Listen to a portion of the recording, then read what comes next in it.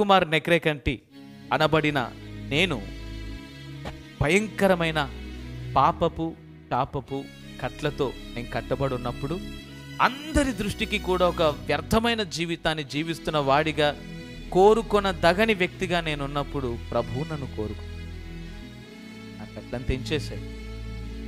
నేను అనుకున్నా, నా కట్లు తెంచిన నిన్ను మోసే గాడిదగా నేను ఉంటానయ్యా. నా కట్లను తెంచిన నిన్ను మోసే గాడిదగా నేను ఉంటానని ప్రభువును మోయటానికి ఇష్టపడ్డా. ఇప్పుడు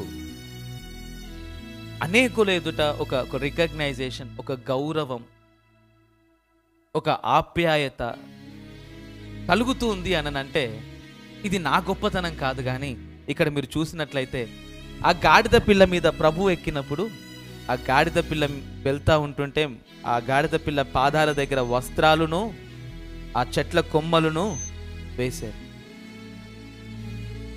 ఇప్పుడు ఈ గాడిద అనుకోవచ్చా,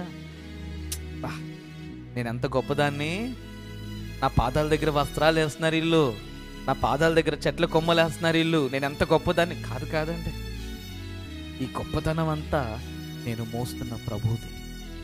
ప్రభువు నా యందు ఉన్నాడు, ప్రభువుని నేను మోస్తున్నాను కాబట్టి లోకంలో నాకు.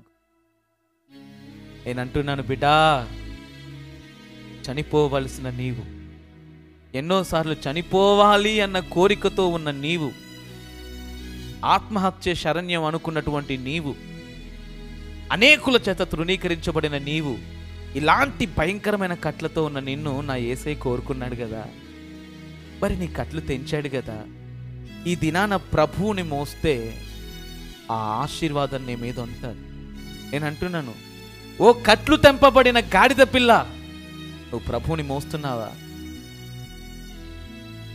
ఓ కట్లు తెంపబడిన గాడిద పిల్ల, ప్రభు కృపతో నిన్ను కోరుకుని నీ కట్లు తెంపాడుగా, ప్రభువును మోస్తున్నావా?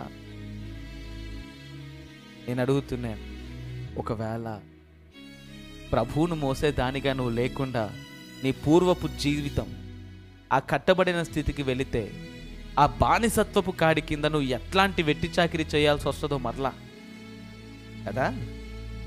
అయితే ప్రభువును మోయాలి, లేకపోతే పాపాన్ని మోయాలి. పాపాన్ని మోసేవాడు ప్రభువును మోయలేడు, ప్రభువుని మోసేవాడు పాపము చేయలేడు. ఏం ఎంచుకుంటున్నావు?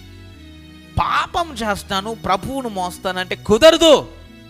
నువ్వు ప్రభువుని మోసేవాడివైతే పాపము చేయవు, పాపము చేసేవాడివైతే ప్రభువుని మోసే అర్హతలో నువ్వు ఉండలేవు. ఆ రాజుని నువ్వు మోస్తే, ఆ రాజును నువ్వు మోస్తే నీ జీవితంలో గొప్ప ఘనత దొరుకుతుంది.